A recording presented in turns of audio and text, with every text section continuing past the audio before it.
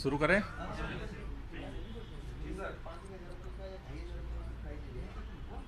आज पूरे देश के अंदर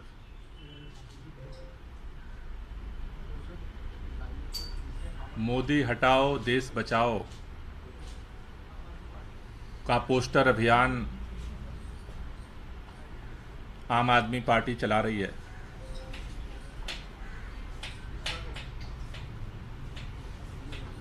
अभी अलग अलग राज्यों से जो सूचनाएं आई हैं उसमें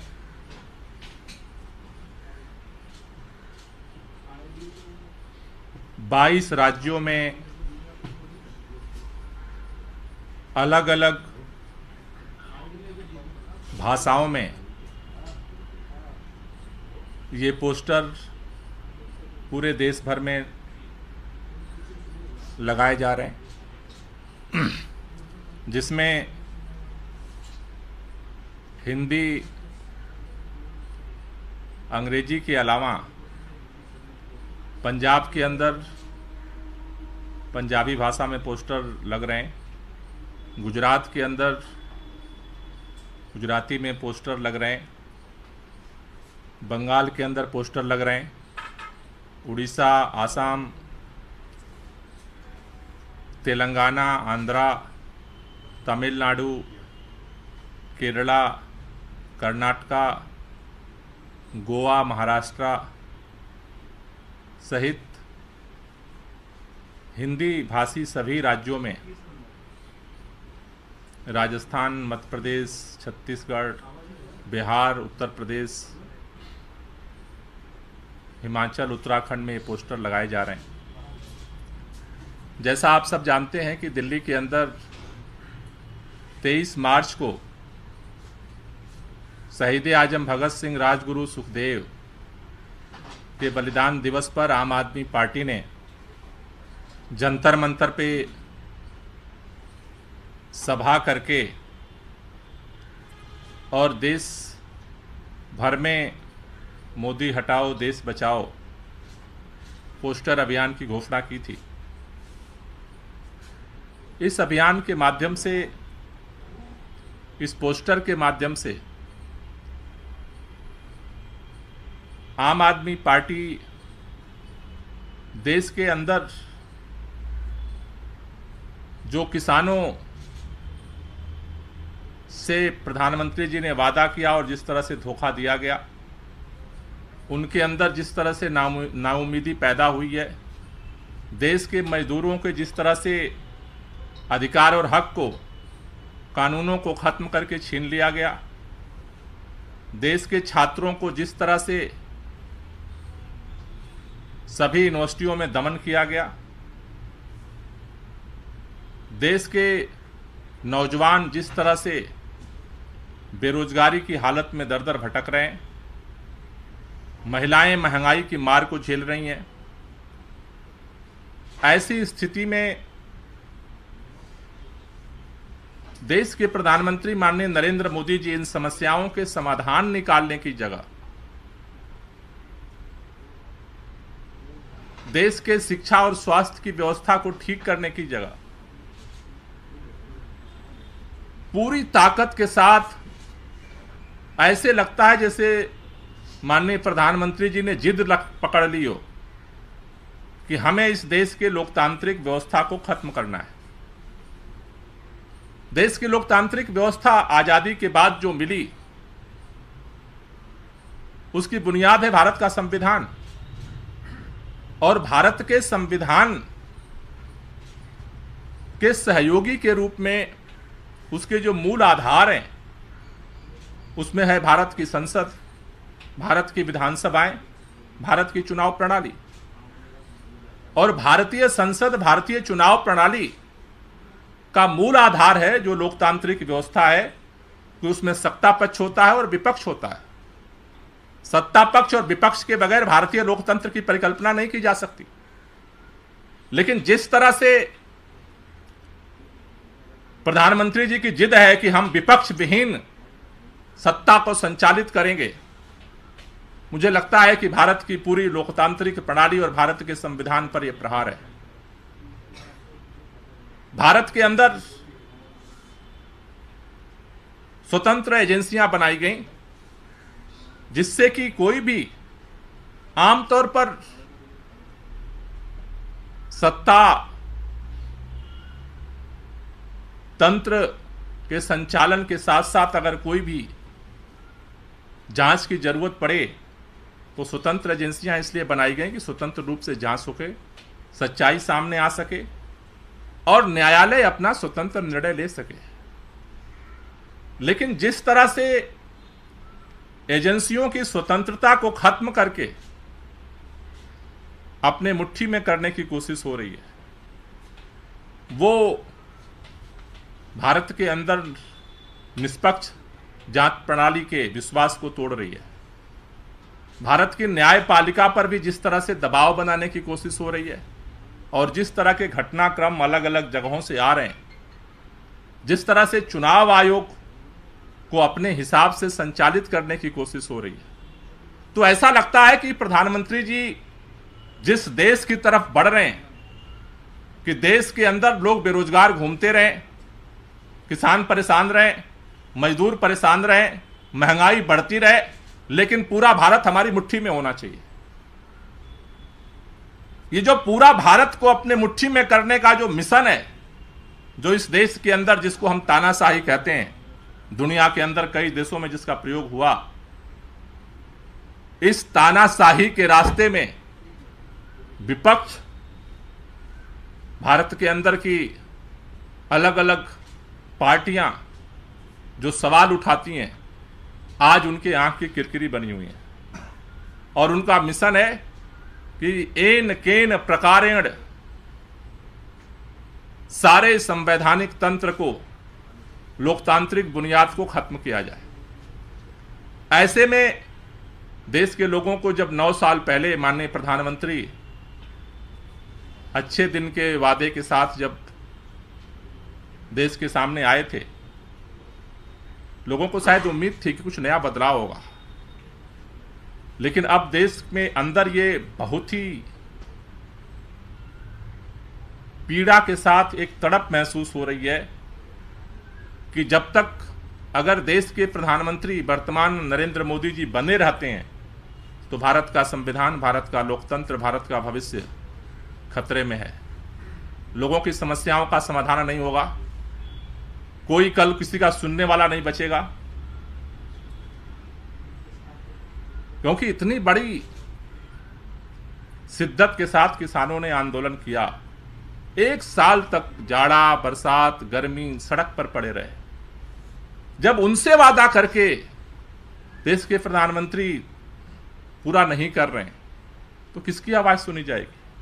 विपक्ष को कुचल दिया जाएगा, फिर पूरे देश में सन्नाटा होगा और पूरा भारत अपनी मुट्ठी में होगा। मुझे लगता है कि ये हमारे पूरे स्वतंत्रता या आंदोलन की जो विरासत है उसके ऊपर हमला हो रहा है और इसलिए अब एक ही मात्र विकल्प बचा है कि अगर इन सब चीज़ों को बचाना है, भारत के अंदर किसानों की, मजदूरों की, छात्रों की, युवाओं की, महिलाओं की समस्याओं का समाधान चाहिए, तो मोदी जी के प्रधानमंत्री रहते इसका समाधान नहीं मिल सकता है। देश किसी की जिद पूरा करने के लिए नहीं होता, सत्ता संस्थाएं किसी की जिद पूरा करने के लिए नहीं होती हैं।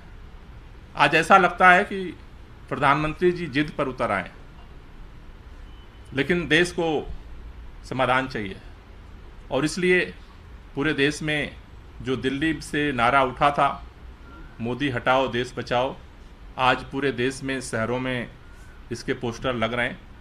इसके अगले चरण में 10 अप्रैल को देश भर के जितने यूनिवर्सिटीज़ हैं, सभी विश्वविद्यालयों में ये पोस्टर कैंपेन चलाया जाएगा, जहां पर छात्रों के साथ मिल करके देश भर के अलग अलग राज्यों में जो प्रमुख विश्वविद्यालय हैं वहाँ पर मोदी हटाओ और देश बचाओ के 10 अप्रैल को पोस्टर चस्पा किए जाएंगे। Thank you. कोई क्वेश्चन हो तो ले इसके लो। अलावा जो दिल्ली में आज दिखा है, प्रधानमंत्री की शिक्षा पे आप लोग सवाल खड़े कर रहे हैं कि प्रधानमंत्री को पढ़ाने का होना चाहिए। ये कैंपेन, क्योंकि इसका नारा अलग था, मोदी हटाओ देश बचाओ, उस पोस्टर की क्यों जरूरत पड़ी, वो क्यों लगा रहे हैं? नहीं, मेरे ख्याल से वो प्रधानमंत्री जी का तो उसमें कोई सवाल नहीं है। उसमें तो एक जनरल सवाल है कि भाई देश का प्रधानमंत्री कैसा होना चाहिए। नहीं, तो ये सवाल कहाँ से उठा गया? देश के प्रधानमंत्री पढ़े लिखे नहीं है, ये आप कहना चाह रहे हैं? या ये पोस्टर क्यों लगाए जा रहे हैं? मतलब किस प्रधानमंत्री की बात कर रहे हैं आप? नहीं, सब कोई भी प्रधानमंत्री बने। नहीं, तो प्रधानमंत्री सब देश में पढ़े लिखे तो आए अभी तक। नहीं, तो देश के प्रधानमंत्री कैसा होना चाहिए? कैसा होना चाहिए देश का प्रधानमंत्री? नहीं, लेकिन पिछले एक हफ्ते से लगातार जिस तरह से मुख्यमंत्री अरविंद केजरीवाल सीधे प्रधानमंत्री को, नरेंद्र मोदी को हमला कर रहे हैं, उनके नाम को लेकर बार बार ये कहा जा रहा है, तो क्या इस पोस्टर से सीधा ये संदेश जा रहा है कि आप प्रधानमंत्री नरेंद्र मोदी पर अटैक कर रहे हैं? नहीं, ये तो एक सामान्य सा सवाल है। अब वो भारतीय जनता पार्टी के लोगों को क्यों लग रहा है कि उन्हीं के प्रधानमंत्री पे अटैक हो रहा है? ऐसे क्या बात है? अभी पता चला कि वो प्रधानमंत्री जी के यहाँ से शायद पीएमओ से फोन आया होगा, कोई पुलिस का दरोगा आकर के पोस्टर फाड़ रहा था। अरे भाई, एक सिंपल सा सवाल है कि क्या देश का प्रधानमंत्री पढ़ा लिखा होना चाहिए? इसमें किसी के खिलाफत की क्या बात है, मेरे समझ में नहीं आ रही है। गोपाल जी, ये सवाल है क्यों?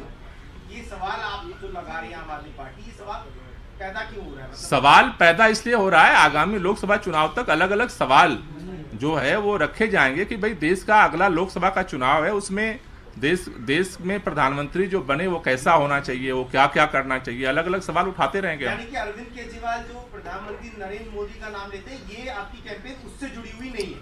भाई, पोस्टर तो साफ लिखा हुआ है, उसमें कोई बुझने और बुझाने की बात ही नहीं है, ना आगे की ना पीछे की। उस पर एक लाइन लिखा हुआ है कि भाई क्या देश का प्रधानमंत्री पढ़ा लिखा होना चाहिए। तो इस तरह के सवाल आगे और उठते रहेंगे। गोपाल जी, बहुत सिंपल सा सवाल ये है कि क्या अरविंद केजरीवाल जो सवाल उठाते हैं, ये कैंपेन उससे जुड़ा हुआ है या नहीं? जो पोस्टर में लिखा हुआ है वो सिंपल सा है, जिसको जो जैसा समझ में आए वो कहते हैं जाकी रही भावना जैसी और हरी मूरत देखी तिन तैसी, तो वो तो अलग मैटर है। आपने कहा भाजपा वालों को लग रहा है कि उन्हीं के प्रधानमंत्री पर अटैक हो रहा है, लेकिन प्रधानमंत्री तो पूरे देश के हैं और उसमें सीधा सीधा भाई कोई भी प्रधानमंत्री हो, प्रधानमंत्री कैसा होना चाहिए, सिंपल सी बात है। वो पहले भी सवाल था और आज भी है। हर चुनाव में हम ये मंथन करते हैं प्रधानमंत्री कैसा होना चाहिए। कोई रेफरेंडम कराने क्या? किस पे? इसी पे कैसा? जब कराएंगे तो बता देंगे। सर, जहांगीरपुरी में शोभा यात्रा निकाली जा रही है, पुलिस की इजाजत थी नहीं, ऐसे में हंगामा बढ़ने के आसार ज्यादा हैं।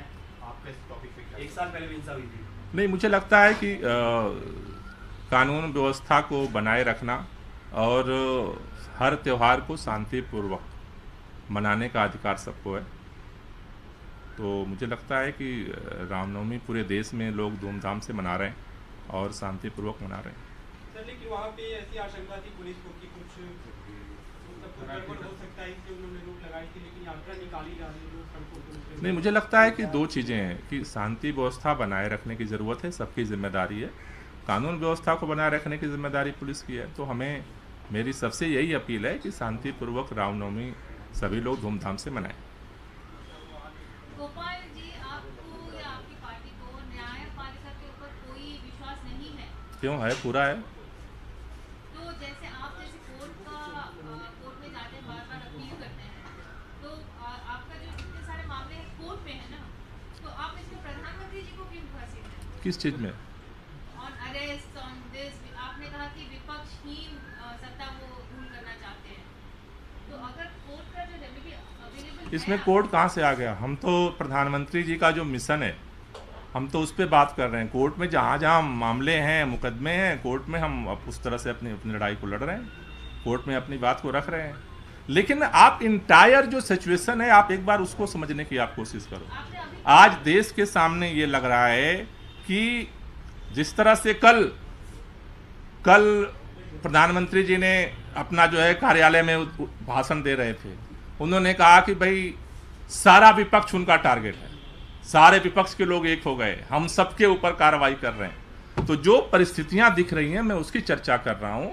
और अब लोगों को ये बात लग रही है, कल तक बहुत सारे देश के लोगों को ये लगती थी, किसानों को ये बात लगती थी कि भाई प्रधानमंत्री जी से गुहार लगाई जाएगी तो उनका समाधान हो जाएगा। अब किसानों को नहीं लगता कि प्रधानमंत्री जी से गुहार लगाने से होगा समाधान। अब लोगों को लगता है कि भाई प्रधानमंत्री बदलना पड़ेगा तभी समाधान होगा। देश में प्रधानमंत्री बदलते रहे हैं, ऐसा बहुत सारे लोगों को लग रहा है कि बस ये आखिरी प्रधानमंत्री है, इसके बाद देश में कोई प्रधानमंत्री बनेगा ही नहीं। भाई जब प्रधानमंत्री बनते हैं देश में और वो काम अगर उनसे नहीं होता है जनता की इच्छाओं के अनुरूप तो बदले जाते हैं। अब देश के लोगों को उम्मीद नहीं है कि 9 साल में अगर वो किसी समस्या का समाधान नहीं कर पाए, किसानों के, मजदूरों के, नौजवानों के, छात्रों के, तो वो अब 1 साल में अब बदलाव की बात सोच रहे हैं। Okay, thank you.